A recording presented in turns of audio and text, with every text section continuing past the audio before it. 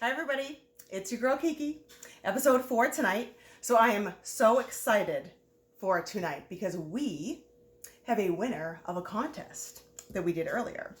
So thank you all for joining the contest. If you did, I appreciate it. So this episode, being my garlic mashed potatoes, which have been a favorite for my friends and family, I wanted to see if I could change it up a little bit, make it different, and add some of my hack tips in there. So number 1 was soaking the potatoes beforehand in water or freshly peeled. So the potatoes were soaked for 48 hours and another one was peeled fresh, and I put those next to each other and I had you guys choose A or B, which one you thought was which. So that was hack number 1. And hack number 2, to try to make mashed potatoes easier, if that's even possible, what I did was I decided to use my chopper to mash them. That didn't turn out as well. So I thought it was going to be easy. You know, I take the top off, I pour the milk in as it's going, and I put the butter in, and it just turned, it was delicious, but the texture was not those traditional mashed potatoes. They were like a silky, they were good. Don't get me wrong, but they weren't, when you want mashed potatoes, it wasn't the traditional mashed potatoes that you think of. So they were silky, they were smooth, they were sticky though. So I'm like, this isn't really what I had in mind when I thought it might be easier just to do those. And I tried different ways. I tried on low, on high. I pulsed on my chopper. Either way, it still came out the same. So the tried and true way is the masher, my friends. So this is, honestly, put a little bit of elbow grease in there and do it up. It is easiest and best with the traditional masher. So for the potatoes I have russet potatoes, and I just started this recipe here. So I got my russet potatoes and they have just finished. I believe you're gonna peel them and chop them first, because that makes everything easier when you're ready to get the recipe going. So fork tender is what we're looking for. And fork tender just means exactly how it sounds, tender when pierced with a fork. So these just stop bubbling. All right, so I'm gonna bring this over to you. All right, so these are the potatoes, and fork tender, yep, boom, all the way through, completely tender when pierced with a fork. So they are perfect and ready to go. So all I did was salt the water, and I put the water about an inch or 2 over the potatoes, and I added 2 cloves of garlic per potato. So they're going to be a little bit garlicky, but hey, even better, add more if you want. So I'm just going to strain these, and my little tip with the garlic on this one is I crush the garlic. Oh, I'm sorry, it was actually 3 cloves I did on this one. I tried it a little different to make it a little bit better.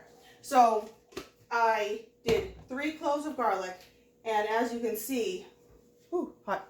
So these have been crushed prior, that's a clove, that's been crushed prior to going in, because it gives it more flavor and it releases those juices while it's cooking. So these here are all set. I also have 2 tablespoons of butter, milk, and then I have a little bit of garlic powder, paprika, and salt and pepper. And even though these are garlicky, I really want to make that garlic forward flavor. So I have a big mixing bowl here. I'm gonna do this up for you. And we wanna do this quickly because these are still hot. You wanna make sure that you're doing this while they're hot. And that was something that I had to wait for too when I did my chopper one, because I didn't want to put real hot items in my chopper because it's plastic. So I didn't want to, you know when you cook plastic and it's, melty and it's just kind of nasty. Didn't want to do that. So I have the potatoes and the garlic in here ready to go. And peeled them and chopped them. And sometimes I leave a little bit of skin, not a lot, just a little bit, so they're a little bit rustic. So 2 tablespoons of butter are going in, and then I'm going to start chopping or mashing. So just mash these up. I mash the butter first just because it makes it a little bit easier. And kind of spin technique while you do it so you're getting every little bit. You can always, you know, have a bad day at work, you know, take some aggression out, you know, just do your thing. And this calls for half a cup of milk. I have 3/4 here because you never know if you're going to need a little bit more. So I'm just going to start with about 1/4 cup here. Get that mixed in nice. And you can mix and mash and mix and mash. These already look great. And one thing I thought too, when I was doing the chopper, I was thinking that it might get all those lumps out quicker than using the traditional masher that I have here. But a little bit, but the texture wasn't right. All right, so let's put this other 1/4 cup in here. All right, here we go. Okay, so these are pretty good. And now I just want to show you, put this aside right here. So I just want to show you what I'm going to do to try to get the lumps out, because I know that there's lumps in here. So what I've done before in the past, and it works well. So you're going to take the mashed potatoes and you're just going to press them against the side of your bowl. That's why you want a big enough mixing bowl so you're not completely full. So you're just going to press them, and as you're pressing them, it's squishing those lumps out. And then you can bring them all back down. Hopefully you guys can see.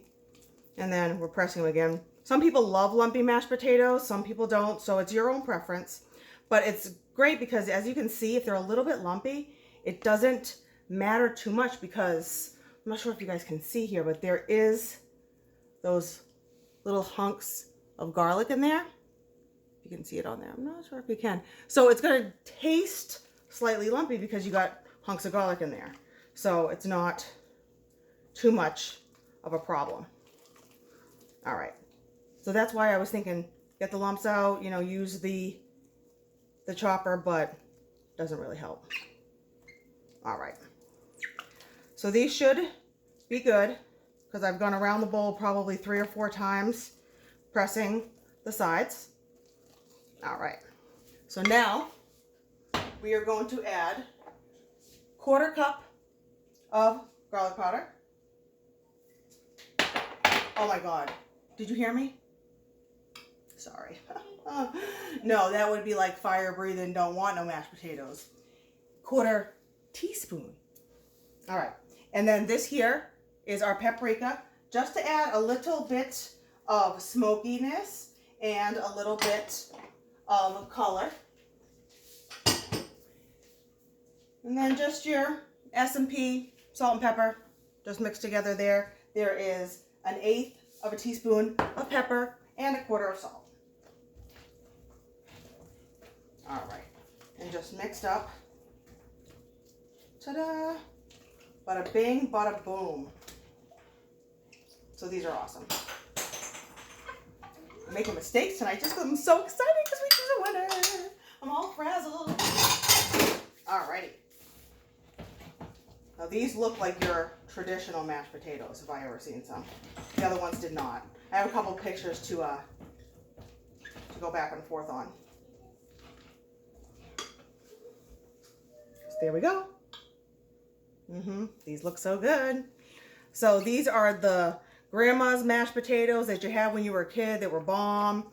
If they weren't, whoever's mashed potatoes were bomb. These are them. So we're good. We're done. We are ready to serve these. Some butter, some gravy, whatever you guys like. So what I like is, those of you that follow me know that Kiki had a garden this year. It didn't die. It really worked. So these, I had some green onions. They call them bunching onions. So I took them, and the smaller ones I chopped up, if you can see that, to kind of like a chive. So it's like the, you know, the traditional that you can get, like the sour cream and chive kind of potatoes. So I have, honestly, I think about a teaspoon, maybe half a teaspoon here. It can be whatever you want. So that's going in there. for some color. Like I said before, when you add that fresh element, freshness and crunch to your dish. There we go. So nice. So delicious looking. And then of course you can add some as a garnish, and I always garnish with paprika when I do potatoes. It just works well together. All right. So let me get a bowl.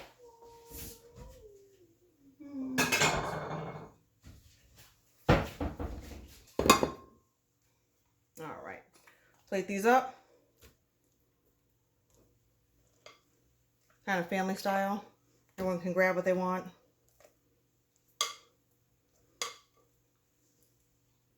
Okay. And again, my little bit of garnish. Some, that's a tad bit here. And that one more shake of paprika. Not too much, just a tad. And then, you know, you can put some dollop of butter on top of here if you'd like.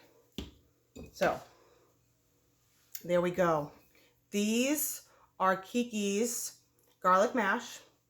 I should probably do this a little bit better, make this look a little bit prettier. But you know what?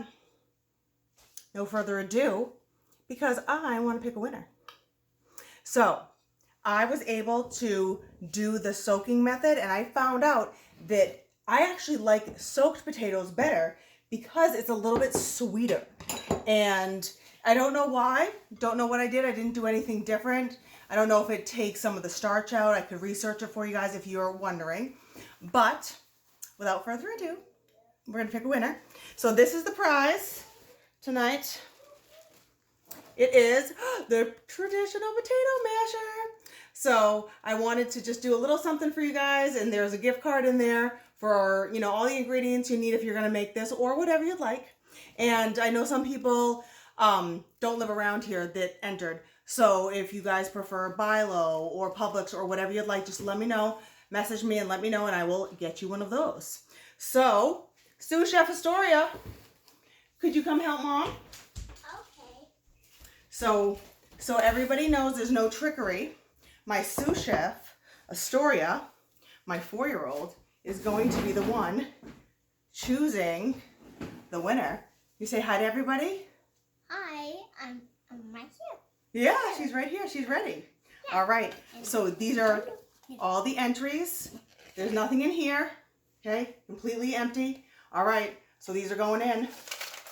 Everybody that entered, there was about 30-something comments and 24 guesses. So thank you all so much. All right, you ready to do the honors? Yeah, doing the honors. All right. So, all shooken up. All right, so don't look, but put your hand in and pick. Mix it around and pick one. Just one. Put them down. All right. What did I pick? So, good choice. What is it? Guess who you got? What? Auntie Pat. Pat, you won. So congratulations to be one of the first official winners of Kiki's Cape Cod Kitchen. So very, very excited. So I know your address. I'll be sending you your gift. And thank you all for joining. We are so excited to have you. And we will see you next time. Bye, guys. Say bye. Bye.